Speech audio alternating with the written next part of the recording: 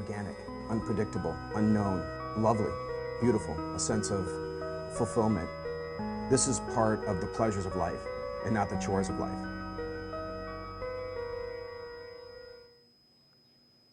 Coming up on this Friday edition of Daily Iowan TV, technology lessons. Find out how one student organization at the University of Iowa is bridging the technological gap between the younger and older generation. And later, see how the academics in the Iowa City community showed solidarity to those affected by the immigration ban. We take a look at how the women's basketball team managed without their starting point guard last night. And we have what you need to know about the matchup for men's basketball this Saturday against a team who has had a bit of an unexpected season. All that and more is coming up. Daily Iowan TV starts now.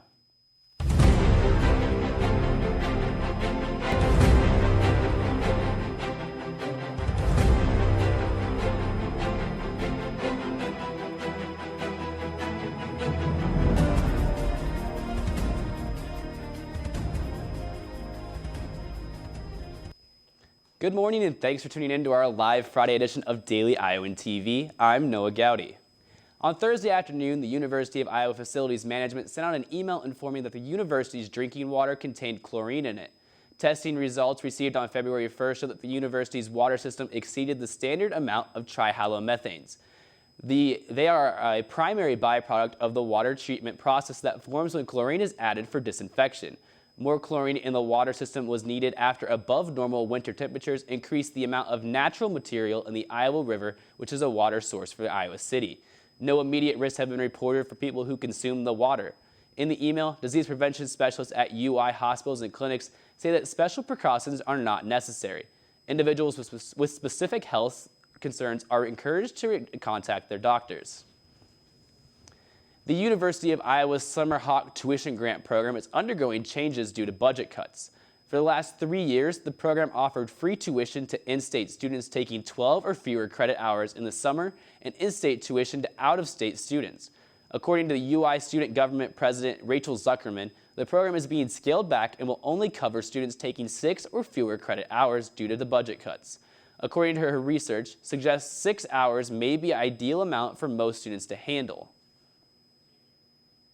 The 6 hours is actually really in line with the data that we see for students who have used the program. It's only been around for 3 years, so we have 3 years worth of data on it. And what we found was that students who enrolled in more than 6 credit hours were dropping those classes anyways, because summer classes are really, really different than classes during the academic year. Students do better if they're only taking 6 hours anyways. They're more likely to get good grades in their classes. They're less likely to drop mid-summer.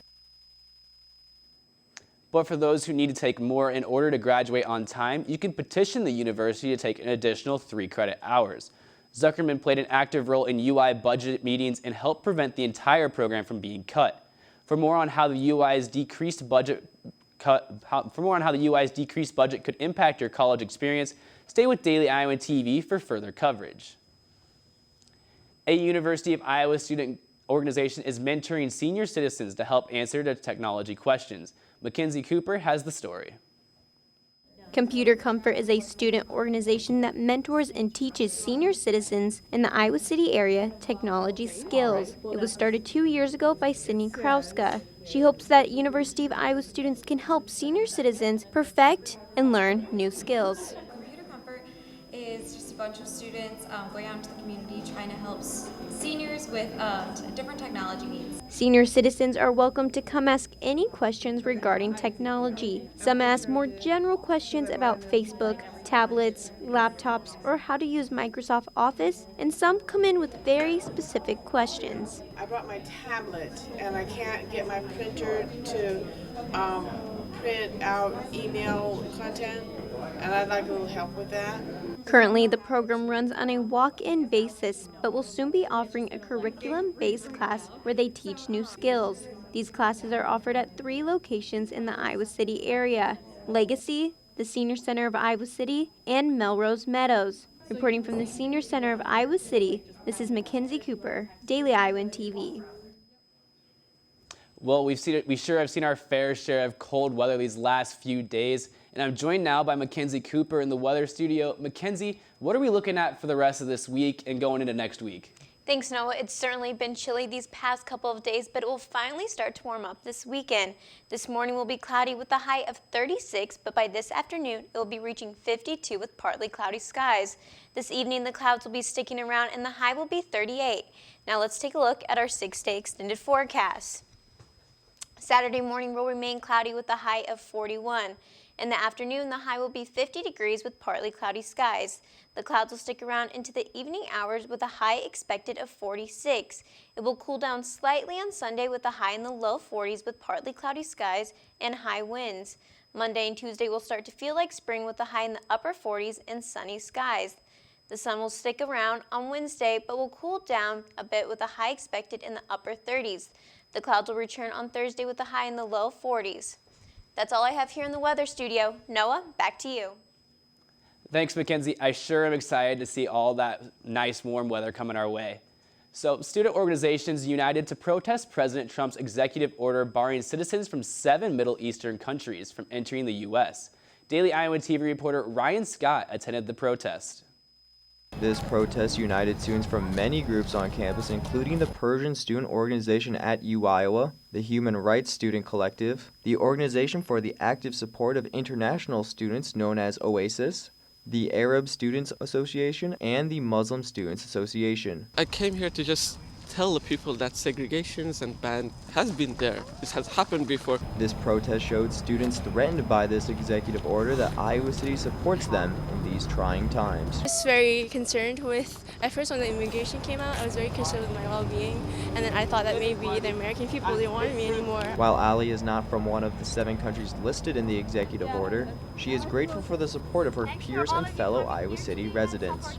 Going to see this process seemed kind of like soothing for me. It's heartwarming, and just, just knowing that the American people still want me here. Reporting from the Pentacrest, Ryan Scott, Daily Iowan TV. Well, I heard there's a lot going on this weekend in Hawkeye sports. Let's toss it over to Katie and Mary Kate in the sports studio for more. Thanks, Noah. We have another busy weekend coming up in Hawkeye sports. That's right. Between men's and women's gymnastics, men's basketball, and then wrestling, Iowa sports has a very busy weekend. That's right. The women's basketball team started the weekend off last night against Michigan State, and it was also their first game without their point guard, Tanai Davis, who tore her ACL this past week. But the Hawks came out strong and put the Spartans away in overtime 87-83. Charles Boyd has more from Carver Hawkeye Arena. What a long Thursday night has been here in Carver Hawkeye Arena. With both teams, Iowa and Michigan State, competing at such a high level, it led to Iowa women's basketball team winning by 4 points in overtime. Even though Iowa came off to a slow start, they finished strong at the end with the help of 2 freshmen, Mackenzie Meyer and Kathleen Doyle. Doyle went 50% from the three-point line, with one of the threes being early in the third quarter. Meyer talks about how important it was for her to capitalize on 3 points, going 12 for 14 at the line. Well, those are easy points to get and easy shots, and I know a lot of times it comes down to free throws and layups at the end of the game, and it certainly did today, so I knew I had to put them in. I'm really proud. This freshman class is really talented, and it bodes well for the future, but I don't want to look to the future. I don't want to look to, Sunday, and just keep building their confidence because they're so good, and just let them, keep making some freshman mistakes and not getting too wigged out about it, but, trying to just enjoy the opportunity to be out there with them every day in practice, because they come every day wanting to get better. With Iowa's women's basketball team coming off a big win this Thursday night here in Carver Hawkeye Arena, they'll be back in action at Ohio State February 12th at 11 a.m. This is Charles Boyd reporting from Carver Hawkeye Arena with Daily Iowan TV Sports. It seems to be a common trend here with overtime games and those younger players stepping up lately. Yeah. Now moving into men's basketball, the Hawkeyes had their second double overtime loss this season against Minnesota on Wednesday night. Jacques was back in action, though, and definitely seemed to be back to playing his game and led the Hawks with 28 points. Now, that's right, but it wasn't Jacques' high-scoring game that had fans talking. It was an attempted timeout while the Hawks were up by 2 during the last minute of regulation play that the refs did not seem to hear or see. It just came down that I should have called timeout right away, and I thought they were going to foul, so that's why I kind of held on to it. But, never want to leave the game up for the refs to make a call. And to be honest, I thought we won the game already with that timeout. We called timeout. Coach told the ref we was going to call timeout when we get the ball back, and you can hear Brady call timeout. But other than that, I thought second overtime, I think we just kept fighting. We had a few chances to win the game, but they're a great team, and we went to double overtime, and they got the best of us. It was kind of even painful to watch that game. At the end, you could hear Brady calling for the timeout. Yeah, you could see Nicholas Baer trying to call it too, and then one of Minnesota's players' feet was out of bounds. A lot of people are upset, and there's actually now fans are signing a petition to get the NCAA to apologize for the missed call. Yeah, so it's going to be interesting. Now moving on from Minnesota, Iowa is getting ready to go on the road to East Lansing to take on Michigan State. The Hawkeyes are going into the matchup with the Spartans 6-6 in conference play, and with the Big Ten tournament just weeks away, every game counts more than usual. And the Spartans have to have that same mindset as they are going into the game against the Hawkeyes 6-5. And this has been somewhat of a disappointing run for Michigan State as they opened the season ranked 12. So they have definitely had a different year than they expected. Yeah, that's right. And they have had a similar season and similar close games as Iowa has had. And the two Big Ten teams also have something else in common: freshman talent. And as we have mentioned before, the Hawks have an extremely talented freshman class, and Michigan State can definitely say the same. Freshman Miles Bridges has had just an incredible season, and Bridges is averaging 16.2 points per game while also averaging 8.1 rebounds per game. He's also earned Big Ten Freshman of the Week, USBWA Wayman Tisdale National Freshman of the Week, and has also been named to the Karl Malone Award Final 10. Now the Spartans have had another freshman, Nick Ward, who has also been named a Big Ten Freshman of the Week. Ward has averaged 13 points per game as well as 6 rebounds per game. Yeah, it'll definitely be a battle of the freshmen on Saturday, and it'll be definitely a preview into the future as, Michigan State and Iowa with their young guys to see how they'll pan out the next couple of years. Yeah, for sure. Well, it's well known that Carver goes through a lot of makeovers throughout the winter. Some nights it has a basketball court, and on other nights it may feature a wrestling mat or gymnastics rings.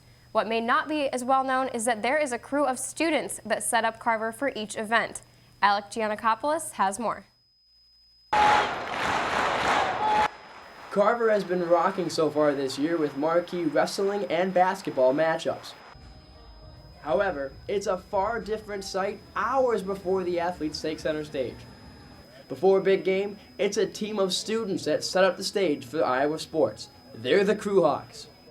Now what they do on the same field and court as the athletes is not as glamorous. Their work is all as important, as the Crew Hawks are assigned with readying the field or court for every major Iowa sporting event.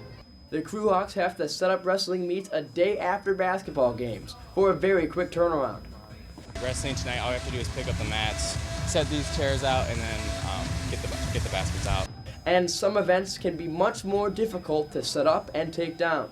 Gymnastics is the longest thing that we ever have to set up. It's usually like 4 hours minimum, like tear down and set up, just because there's so many different moving parts and there's a lot of cleanup for it. But even with all that manual labor, there are definite benefits to being a Crew Hawk. And you get to be around Carver all the time, Kinnick, we're over at Kinnick most of the time. You get to check out all the facilities. During the events, we sit right behind the scorer's table. Kinnick, we sit down on the field, so that's a good experience all in itself. So if you ever come to any Iowa sporting event early, you'll see the Crew Hawks put in their work and help to get Iowa sports underway. This has been Alec Giannakopoulos, Daily Iowan TV. The Crew Hawks get the absolute best seat in the house and are up close and personal with the equipment, so if you're interested in being a Crew Hawk, approach one before game and ask how you may be able to join. Now tune in on Monday for updates from the weekend and a look into the start of Iowa baseball season. Noah, back to you. Well, that's it for this edition of Daily Iowan TV. Be sure to stay up to date with everything Johnson County by watching our live broadcast every Monday through Friday at 8:30 a.m. on DailyIowan.com. Also, be sure to pick up today's copy of the Daily Iowan. Have a great weekend, everyone, and we'll see you right back here Monday morning.